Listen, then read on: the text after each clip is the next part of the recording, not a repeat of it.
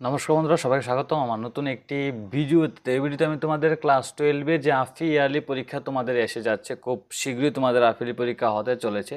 তো এখন থেকে যদি ভিডিও দেওয়া না শুরু করি তাহলে অবশ্যই আমি যে অধ্যায়গুলি রয়েছে এগুলি কমপ্লিট করতে পারবো না। তার জন্য আমি তোমাদের এখন থেকেই অধ্যায়গুলি এক একটা অধ্যায় করে তোমাদের আমি কোয়েশ্চেন দেওয়া শুরু করব। আর ইংলিশ আমি শেষ করেছি, ইংলিশে শুধুমাত্র সাপ্লিমেন্টারি এটা রয়ে গেছে, এটা আমি দিয়ে দেবো আর দুইটা ভিডিওতে।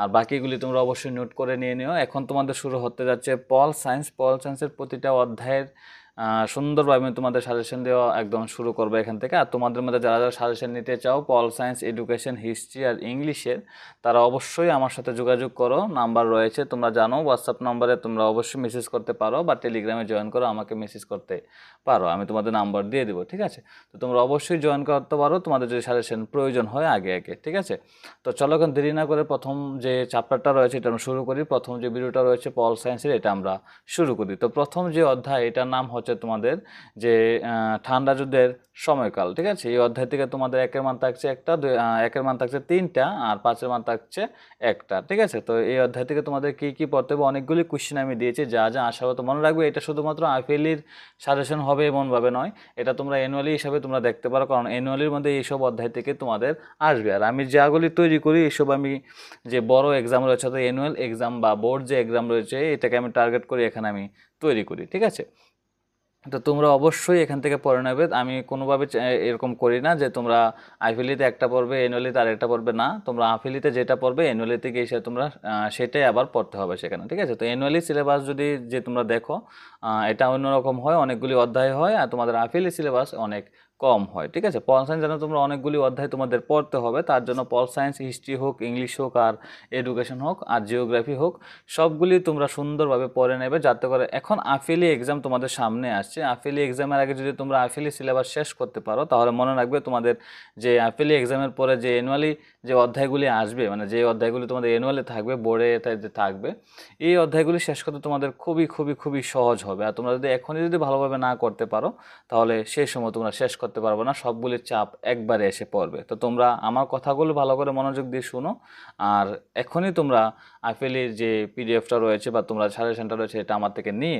তোমরা পড়তে পারো জেরক্স করে, বা তোমরা চাও যদি তোমরা ভিডিও দিয়ে তোমরা পড়বে তো তোমরা পড়তে পারো, তোমাদের 1 টাকাও খরচ হবে না এখানে। ঠিক আছে, তোমরা অবশ্যই পড়তে পারো, কিন্তু ভিডিওটা একটু লেট হবে, একদিন 2 দিন পর পর একটা একটা ভিডিও আসবে, বা একদিন পর পর একটা একটা ভিডিও আসবে, কিন্তু তোমাদের সবগুলি আমি কমপ্লিট করব, এটা আমি প্রমিস করছি তোমাদের। ঠিক আছে, তো দেখো প্রথম যে অধ্যায়টা ঠান্ডা যুদ্ধের সময়কাল, এখান থেকে তোমাদের শিখবে আইসিবিএম এর পুরো নাম, CO2 এর পুরো নাম, সিটিবিটি এর পুরো নাম, এলটিবিটি এর পুরো নাম, IAEA এর পুরো নাম। ঠিক আছে, অনেকগুলি কোশ্চেন আমি তোমাদের দেখাচ্ছি, তোমরা অবশ্যই এগুলি স্ক্রিনশট দিয়ে রাখতে পারো। তোমরা অবশ্যই খাতায় যদি তুলে নাও তাহলে তোমাদের খুব ভালো হতে চলেছে। এটি শুধু আপিলের জন্য না, এটি তোমাদের অ্যানুয়ালি হিসাবে তোমাদের এখান থেকে পড়তে হবে। হ্যাঁ, মনে রাখবে, যারা যারা অ্যানুয়ালি যে সাজেশন দরকার তারা তো অ্যানুয়ালের সময় যোগাযোগ করবে, যাদের এখন আপিলি দরকার তারা অবশ্যই এখন আমার সাথে যোগাযোগ করতে পারো। দেখো তোমাদের 55টা একের মান দিয়েছি, তুমি বলবে এখানে অনেকগুলি একের মান, কিন্তু না, মনে রাখবে পল সায়েন্সের একের মানগুলি কমন পালানো অনেক টাফ কাজ হয়ে যায়।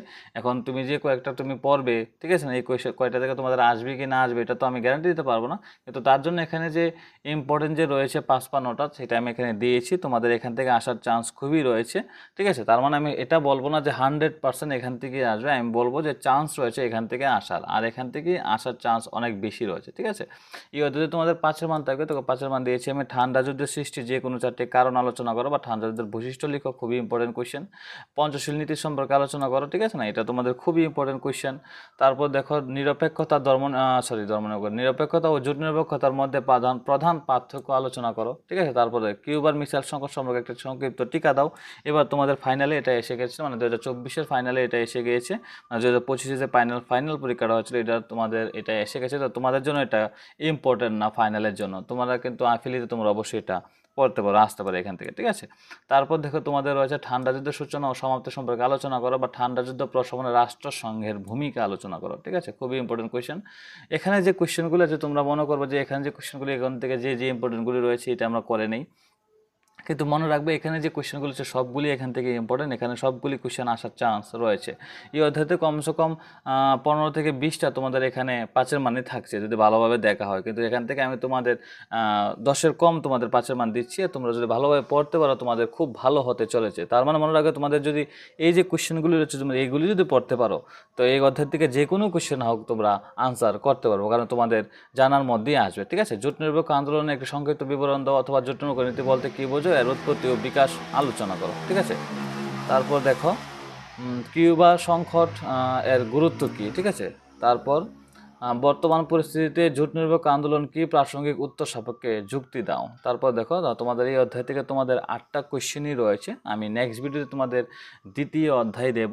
এইভাবে তোমাদের একটা অধ্যায় করে তোমাদের শেষ হবে। ঠিক আছে, তোমরা অবশ্যই আশা করি তোমরা স্ক্রিনশট দিয়ে রেখেছো, তোমাদের ভালোর জন্য তোমরা অবশ্যই এগুলি নোট করে নিতে পারো। আর যদি চ্যানেল নতুন হয়ে থাকো চ্যানেলটাকে অবশ্যই সাবস্ক্রাইব করে নিও এবং বেল আইকনটাকেও প্রেস করে দিও এবং বন্ধু বান্ধবের সাথে অবশ্যই চ্যানেলটাকে শেয়ার করে দিও যাতে করে তাদেরও হেল্প হতে পারে। ঠিক আছে, তো আজকে ভিডিওটা এতক্ষণ। নমস্কার এবং ধন্যবাদ সবাইকে।